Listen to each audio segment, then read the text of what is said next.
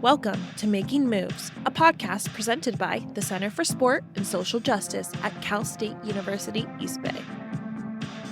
This episode on the Oakland Sport Equity and Access Coalition, SEAC for short, involves guests from the Positive Coaching Alliance, including Khali Blackman-Newton and Robert Marcus. This is McKenna Duda, your podcast producer and host. I'm a Cal State East Bay kinesiology graduate, former collegiate, now recreational runner, and a personal trainer.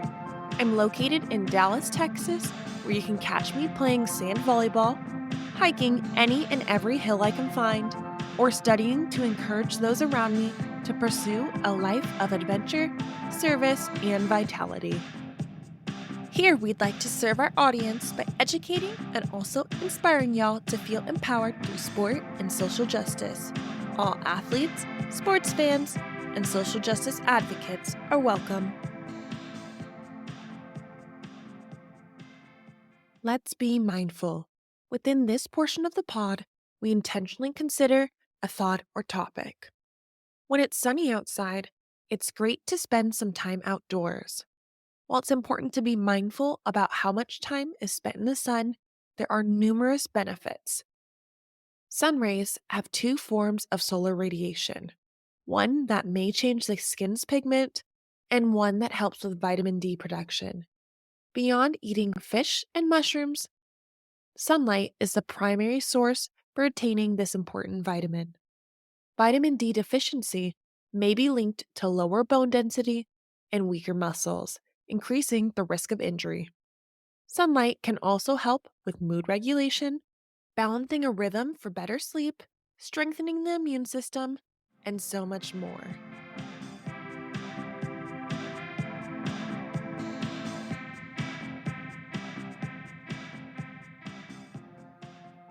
It was a thrill to hear from Robert Marcus, the Chief Community Impact Officer from Positive Coaching Alliance, PCA for short. We also spoke with Khali Blackman-Newton, the Director of Community Engagement in Northern California for Positive Coaching Alliance. Both discussed the PCA's mission to change culture and behavior throughout youth sports. This is fulfilled through establishing the PCA's first youth sports coalition, focusing on establishing a community-specific sports equity coalition to create and implement a sports equity agenda specific to the local community. This is called the Oakland Sport Equity and Access Coalition, SEAC for short. The two guests share a bit about their reasons for facilitating these convenings while speaking to the importance of representation for youth of color within low-income neighborhoods when participating in sports. Hi, everyone. My name is McKenna Duda, though I prefer to go by Mac. I'm the executive producer and director for Making Moves, and I'm so stoked to host today's panel.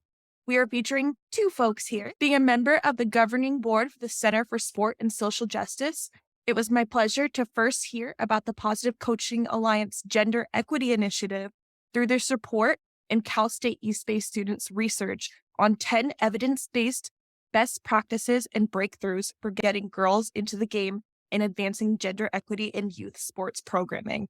I'm grateful to be here, and it's wonderful to share this space with Khali Blackman-Newton.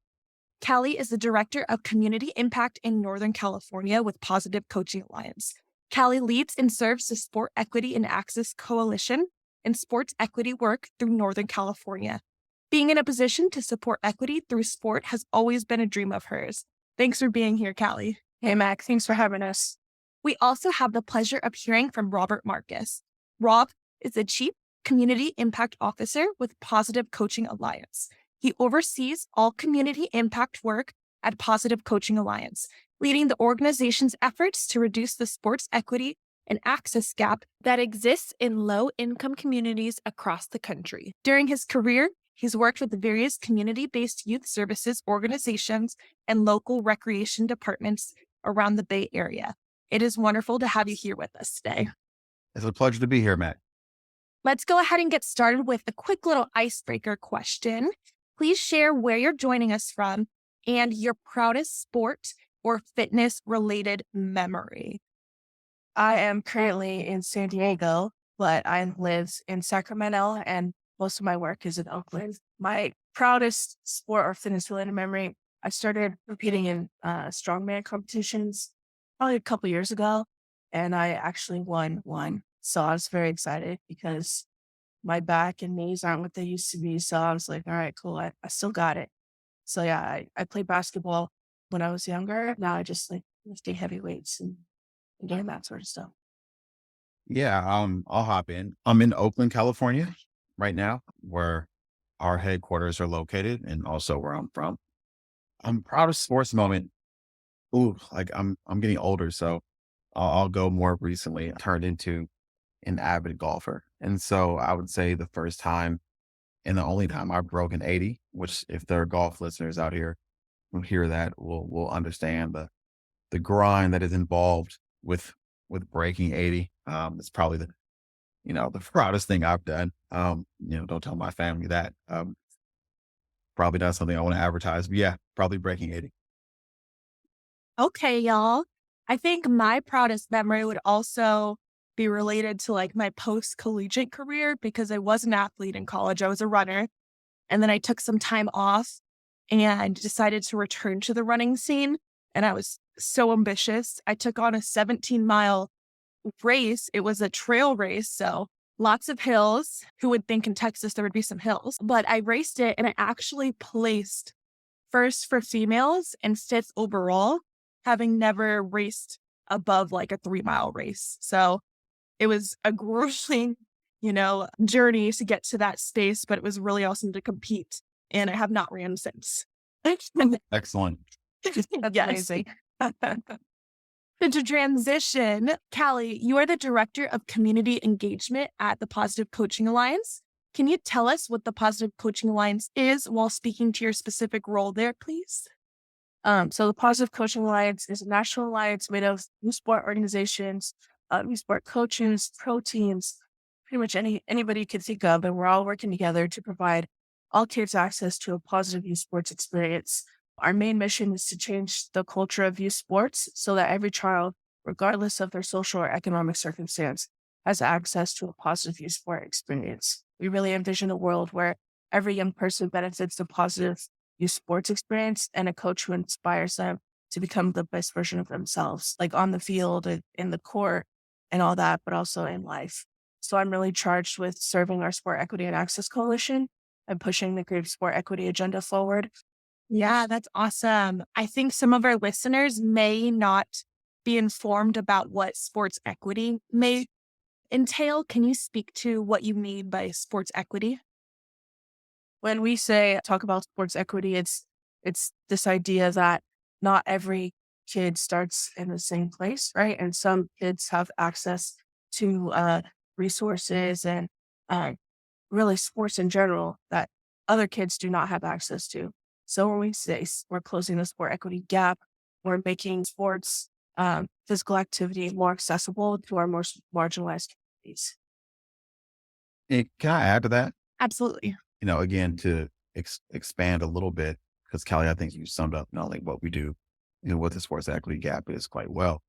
I mean, I really want to hone in on the disparities piece, right? Like kids in low income communities of color specifically, there are disparities in access to the youth sports space and the benefits that sport provide that I think all three of us know quite well. That's why we participate. And again, my data may be a little bit off here, but Black and brown kids quit sports at 6 times the rate as their more affluent peers. And when it comes to, are due to cost of play, so forth and so on, right? Kids of color typically enter sports later. Girls of color specifically face additional barriers to participation. And all of those conditions, are typically more profound in low income communities of color.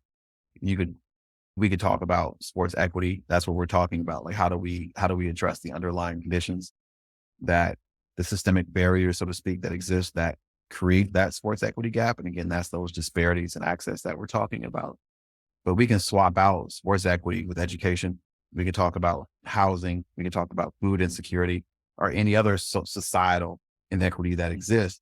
And it's more profound typically in communities of color due to a myriad of reasons, historical disinvestment, so forth and so on. But like those are the things that we're trying to address in sports for us as the platform.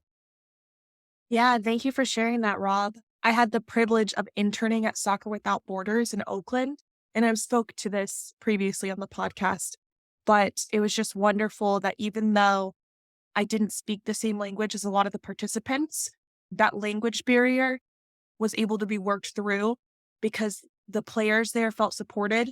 I was the person who showed up and gave them a ride. I was the person who showed up, taught them how to move their bodies and help prevent injuries. And while we may have spoken a different language, maybe used a translator here and there, we still were able to laugh and come together and work towards a specific goal of just, getting out on the field, getting an opportunity to play and giving them accessibility to an outlet such as soccer. So thank you so much. Quite familiar with them. They do great work. They're involved in our coalition as well. So they do great work. Oh yes, I can imagine. So Rob, can you share about how your background and experiences have led to your current role as Chief Community Impact Officer at Positive Coaching Alliance?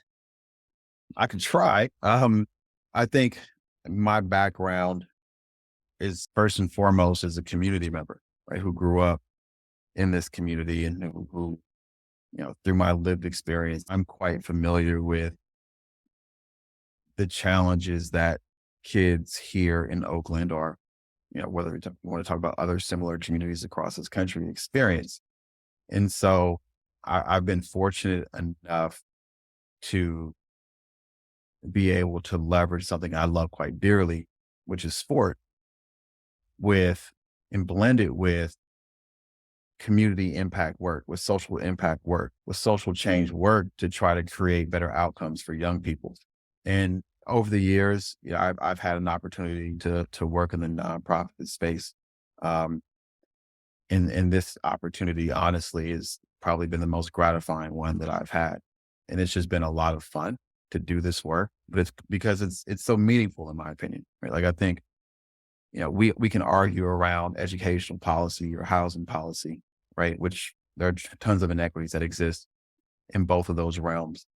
There's not a lot of argument about sport and the value of sport and the impact it has on people. The reality is that it's just not equitable.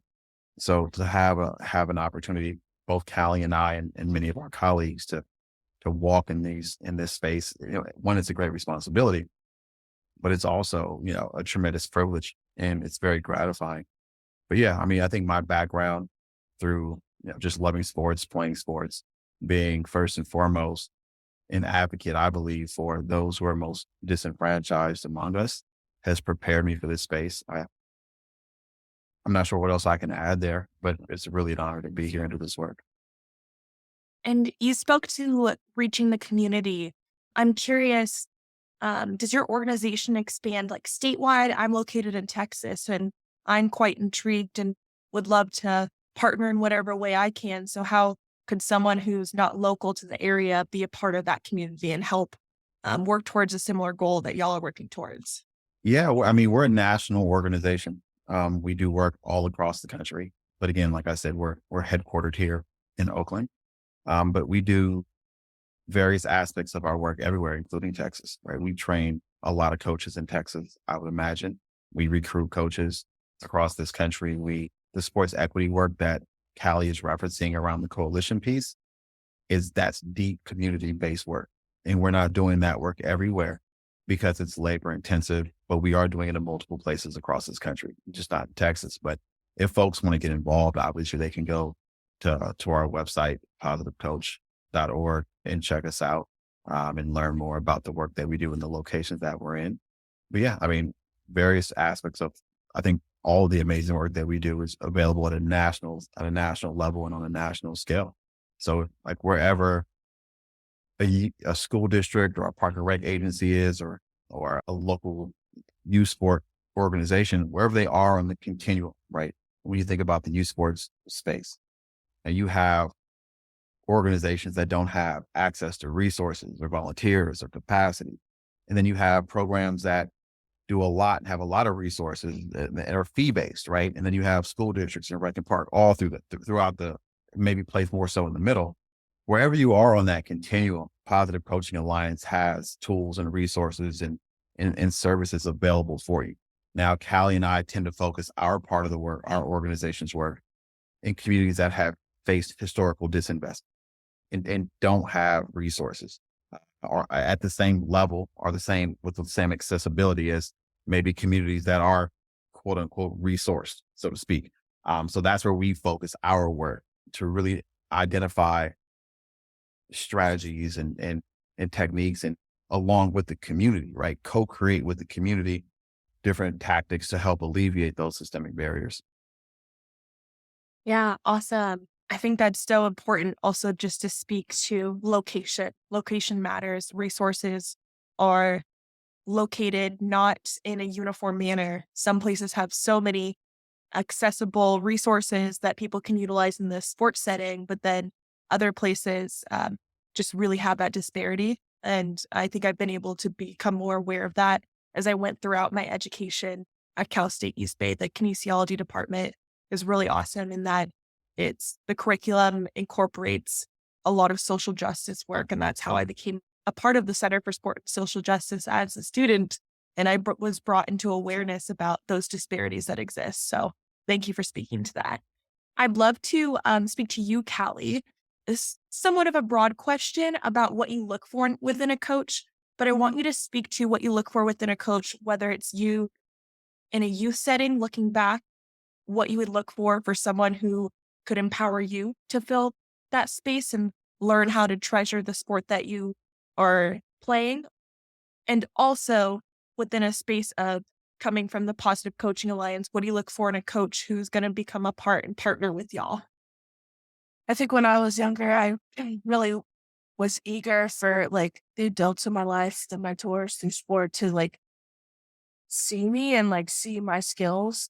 And that just comes with like time and consistency. So really just, someone that was there for me. When I think back to my favorite coaches, they were always there for me, on the court and off the court. And they were consistent. They were there, every day that they could be. And were really just wanted to make a difference in my life and in my teammates' life. Um, and it was very apparent. Um, and that's really what we're looking for at Positive Coaching Alliance. Like I always tell people, you don't have to have some sort of long sports career, or to have been an All-American or, all those things are great as well. But really kids are just wanting something that's going to show up, day in, day out, care about them, and impart some sort of structure and, character development that goes beyond the sport. And I always tell people like sport is just our vehicle, but really all of our coaches are mentors, for character building and life lessons. Absolutely. I love that. Um, wow. I think looking back at my youth career as well, consistency is what led me to continue to be active going forward. So I appreciate you putting words into that because I didn't realize until just now. Um, so Rob, why do you feel it's important to have a positive relationship with a coach when you're in a sports setting? I think that's such a great question. I think it's an often overlooked question. And I'll touch a little bit to answer your question. I'll touch a little bit on some of the things that Callie mentioned, at least indirectly, right? Kids in this country, man, in inordinate amount of time, probably outside of the classroom, they're most commonly found on the athletic fields. That's probably the biggest place, or the most common place you can find young people in this country. Roughly an estimated 30 plus million kids in this country play youth sports every single year. Um, and it's to not have access to a coach trained in positive youth development and trauma informed empathy or character development, social emotional learning, so forth and so on. It's a missed opportunity to influence kids to be their best selves. Um, Coaches typically, I read a report somewhere years ago that coaches have been listed as the number one mentor or influencer in the life of a young person, right? So like, what is our responsibility to make sure that coach is providing a positive experience to the kids that are playing, right? Only so many kids are going to go on to play in the NFL or in the WNBA or Major League Baseball, right? But every kid can be a positive, productive member of our society.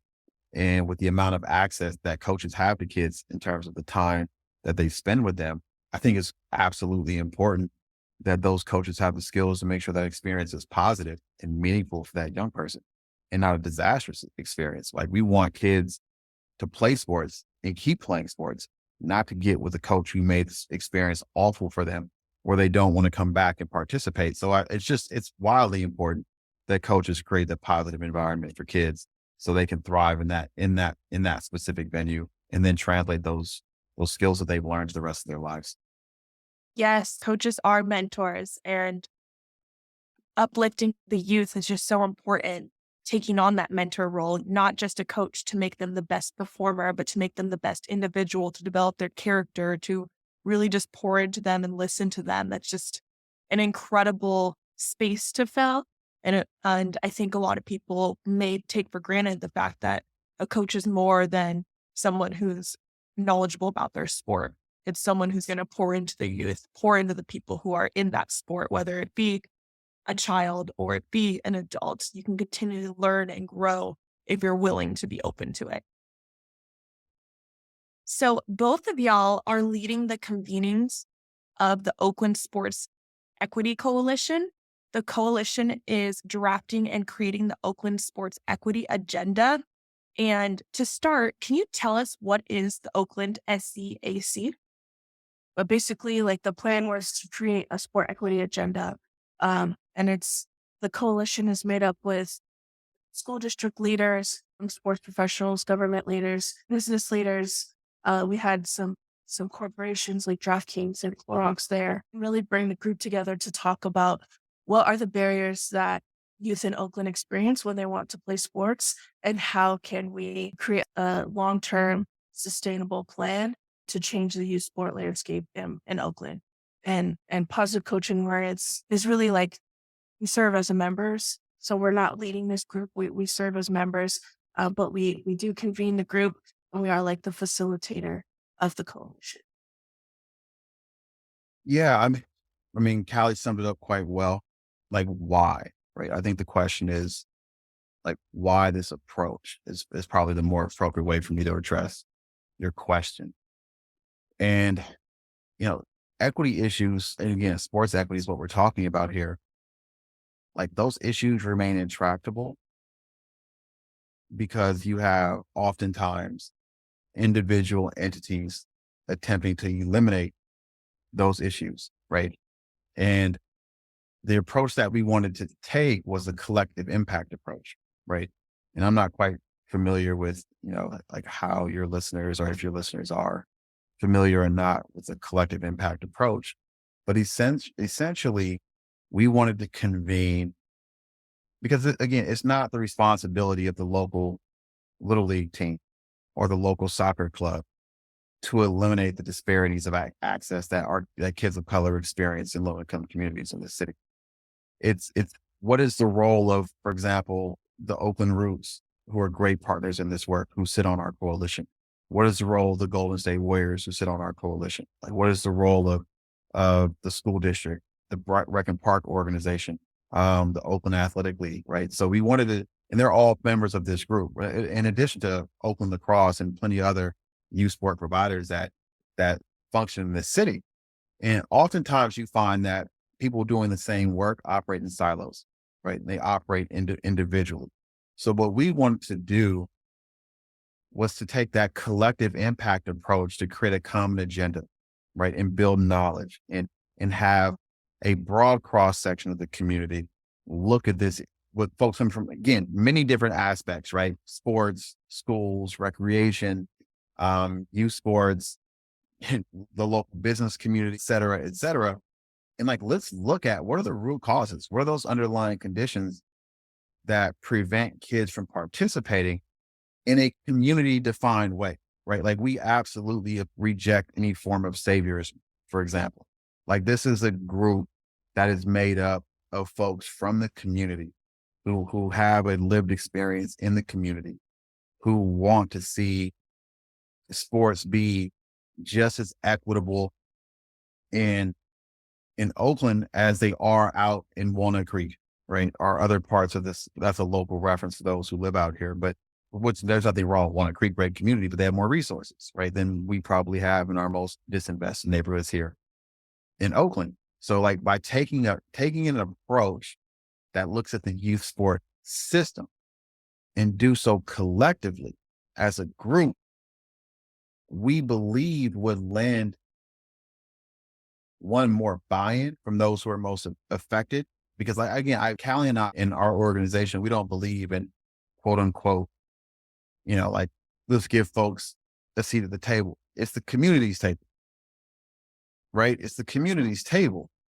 So like, let's invite the community out to support and drive the work. And by doing that, by looking at the entire system, right? Like let's look at the policies and the practices and how money is invested in the youth sports system here. Let's look at the relationships and connections and power dynamics that exist in this city. Let's look at the overall mental models that guide all of that. And then let's create an agenda with action plans that outline goals and strategy and specific measurables that we can leverage to create an ecosystem that is accessible for all kids, not just kids whose parents can afford to pay. And I think that's why the group exists. Its relation to PCA for the next piece of your question is like, we're probably the backbone organization in the sense that we facilitate the group, right? But we don't own the group, right? Like we facilitate it, we convene it, we do a lot of research around it, but there are amazing thought leaders in that group, amazing people in that group who care deeply about our community, care deeply about our kids, our coaches, volunteers, really want to work hard to ensure that kids are benefiting from sport, but we got to do it in a community driven way, right? We have to do it in a way that reflects the values and the culture of our city, right? In a way in that way it could be sustainable. So that's why it exists. Yeah, definitely. I am a bit curious. Were there any specific events that led up to y'all leading this collective impact approach and creating a common agenda? Anything specific or just event after event piled up? I feel like sometimes there's like a breaking point. That catalyst moment, so that so to speak, and I wouldn't say so. I mean, there's probably a number of them. Like our organization has for some time been working to eliminate the sports equity gap, right? We do we educate coaches, we recruit coaches, right? Because one of the biggest barriers to participation that kids face in our communities are lack of coaches, right? Because oftentimes programs don't have money to go build their own volunteer base, or, our parents, like mine, for example, worked and didn't have flexibility, right? To go out and volunteer in their kids' programs, because if you're on the front line of life, right? Like COVID taught us that, right? Those with privilege got to stay home and work remotely, while those in jobs that didn't have that level of flexibility had to show up in person. That's one of the things that prevents volunteerism. So we recruit coaches, right? But I think that catalyst moment, maybe not. I think it's just us looking at year in, year out, like how can we evolve the work? How can we create sustainable change? Like how can we work ourselves out of a job, so to speak? And it's to try new things and try to really get to the root causes, as complex as they are, right? It's really difficult, right? To fully unpack the root causes. But like, how can we look at the systemic barriers that exist? And the research said, the best practices out there said that it can't be done by one. It's probably unlikely, I should say, to be done by one specific organization, right?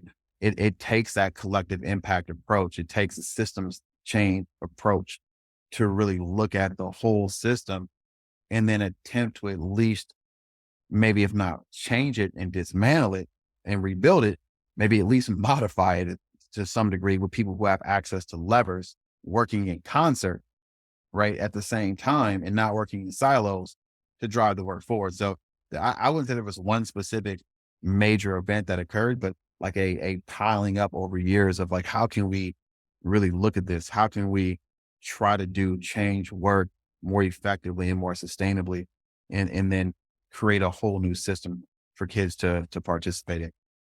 Those are some interesting and complex questions to ask to spark this. So that's wonderful to hear. I'm curious to hear from both of y'all about some of the goals that the Oakland Sport Equity and Access Coalition are working towards in 2023 this year. I mean, the three major goals that I think, and not to get into too much nuance, right? But like as we were going through the process of creating the agenda, the three things that stood out to the group, right? Because we don't have, unlimited power and resources, right? But three of the things that we wanted to focus on was like, again, like how can we build a pipeline of volunteers with the same lived experience as the kids in the community, and then help leverage that to build the capacity of local youth sport providers to offer more kids sports opportunities. So that was one. Two, which is slightly more broadly speaking, is like how can we address more quickly the disparities in access and increase participation rates across girls and boys and all kids, regardless of identity and intersectionality in this city. Like what tactics, right? So we want to increase participation rates, I believe by roughly 5%. And Khali can correct me if that number is wrong. How can we work across systems to increase participation rates? And then lastly, right, because we recognize that girls in low income communities of color face additional barriers to the youth sports space, right? Like how can we increase specifically female participation or female identifying participation in youth sport across the city? So we're working out developing strategies along those three goal lines or those three veins, so to speak, for each of those goals. And again, it's far more complicated than that, but like those are the three probably big, broad, long-term major goals that we're driving towards in 2023. Rob really hit it. Increasing the number of women coaches that participate in the youth sport landscape in Oakland. Like we know from research, when kids have access to a coach that looks like them or shares lived experience, they're more likely to have a positive experience and more likely to continue to play. So like we talk a lot in the group about how to get more women to participate in coaching. A lot of the times it comes with an added barrier, added cultural barriers, added responsibilities that they might have. So we're really working to kind of make those barriers more easily digestible.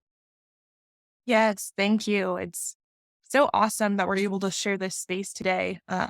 This podcast is backed by the Center for Sport and Social Justice, and their mission statement is to promote inclusion and social justice in sport and physical activity through community engagement and scholarly activities.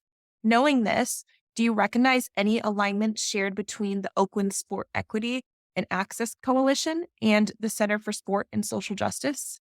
Yes, I think naturally there's a lot of overlap there, a lot of things that we can be doing together.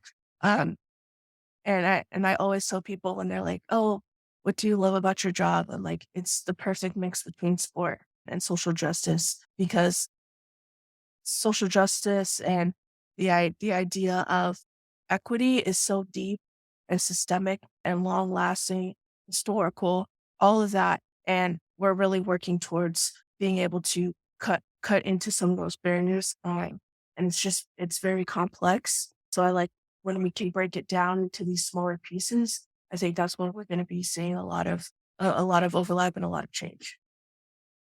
Yeah, I mean, I think the answer is yes. And there are numerous ways that, I think we would find alignment. Like I would ask folks from the Center for Sport and Social Justice, right? Like how can they show up to this space and eliminate the disconnect between a local university and practitioners on the ground doing social justice work, because that's what this is, right? So, for example, we have like Dr. Ty Douglas from UC Berkeley, who's been involved in our group, and a couple others from UC Berkeley who have been involved in our work. Like, and we would extend that same invitation. Like, I went to Cal State East Bay, so like I would extend that invitation to the Center for Sport and Social Justice. Like, do they have folks there who want to align on this work? because the work that we do is social justice work. The platform is just sport, right? Which to me is just as valuable as any other platform or any other medium. And like we're on the ground and arguably the most disenfranchised community in the East Bay, and doing sports equity work, doing social justice work, trying to advance access to that space. And so if folks at the center have thoughts and ideas or theories, for example, that can help move the work forward, we would invite them to show up to the space and get active and be engaged. Because without a doubt, you can't unwind sport and social justice. They're linked too closely together. Just if you look at the history of this country, or the more recent history, the last 50, 60, 70, probably 100 years, um, sports has been used as a platform for social justice. And that's the work that we do. Yes. And I think that accessibility and knowledge, just recognizing that something like the Positive Coaching Alliance exists, is able to really bridge that gap and bring awareness to students, to members of the Center for Sport and Social Justice, those who are at Cal State East Bay, to be able to help contribute and bring those alignments into fruition. I certainly had been very uneducated about the Positive Coaching Alliance as I was doing my research to conduct this interview. And so as I read through it, I just was like, wow, I'm shocked I didn't know about this. As I mentioned earlier, the Soccer Without Borders internship I partook in, I had the opportunity to bring the guys who I coached up to Cal State East Bay to tour the campus and to see the scholarship opportunities by speaking with one of the counselors to discuss, like, this is an opportunity that you could do if you see that fits your desired intended career, whatever that may be, and just bringing awareness to them that they too can study at Cal State East Bay. And, I just think awareness is very powerful. And just speaking on this topic and coming together, the Center for Sport and Social Justice, I'm representing them as one of the governing board members here. I'm able to speak to that, help start to bridge that gap. And so I just feel incredibly grateful to be here, to be in this space, to speak through these important conversations, these important questions. And hopefully, as time prevails, we're able to really come together and bring that alignment into fruition. Let's go ahead and wrap it up, recognizing that many of our listeners are undergraduate students at Cal State East Bay, and many are also athletes or studying kinesiology. What are some calls to action for listeners of making moves? Not just the Center for Sport and Social Justice members, but also those who are listening. I think the first one I would say is, a simple one. Just sign up to become a coach, coach.positivecoach.org, and get more information. PCA actually found me at a career fair when I went to Sac State. And they were just like, do you like sports? Do you like kids? Yes. Okay. Like, let's see how we can make this happen. And my first team was a flag football team. I never played football before, but I could feel that it was something life-changing that I wanted to be a part of. So I would say sign up to become a coach. Maybe for this Center for Sport and Social Justice, department, if there's any research you want to conduct or be a part of the coalition even, feel free to hit up Rob or myself and just really spread the word of sport equity. Just get interested in it, read more about it. I'm always open to questions or DMs. To piggyback off of that before you chime in, Rob, what does the process look like to become a coach? So we have an interactive map on our website where folks can type in their zip code, fill out a short coach interest form. And then from there, we actually take their information and we share it with different partner organizations that are actively looking for coaches in their zip code in their area. Thank you. And then we can train. They'll have access to our training as well. We'll figure that out so they can get some. They don't go out there cold, right? So we can give them some youth development training, sports-based youth development training. Call to action. I think Khali nailed it. I think it's not obvious that the disparities in access to youth sports exist, right? People aren't necessarily aware, right? Like oh, I played Pop Warner football or I played AAU basketball. And, someone may say that to themselves and not recognize that like black and brown youth oftentimes are overrepresented in those sports and don't have access to other sports, right? And that a lot is happening that is preventing kids, whether it be the pay to play model, whether it be lack of resources and facilities in their own neighborhoods. There, there's a lot happening that prevents kids from accessing the youth sports space. So I would ask, you know, any student, kinesiology, recreation, any member of the Center for Sport and Social Justice to look locally, right? Get your hands dirty. Like Callie said, go volunteer, go mentor a young person, come out and join us, find us. And again, if there's research that you have, we're very evidence based.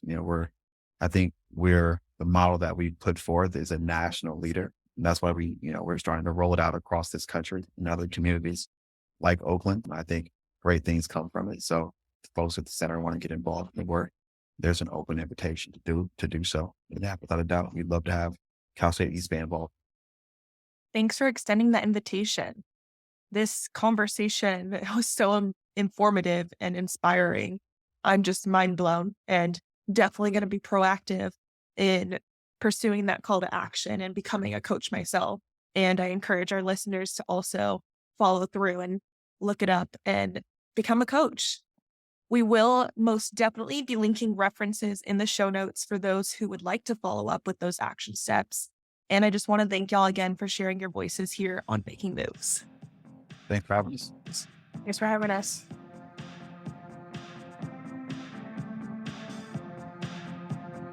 This podcast was brought to you by the Center for Sport and Social Justice at Cal State University East Bay.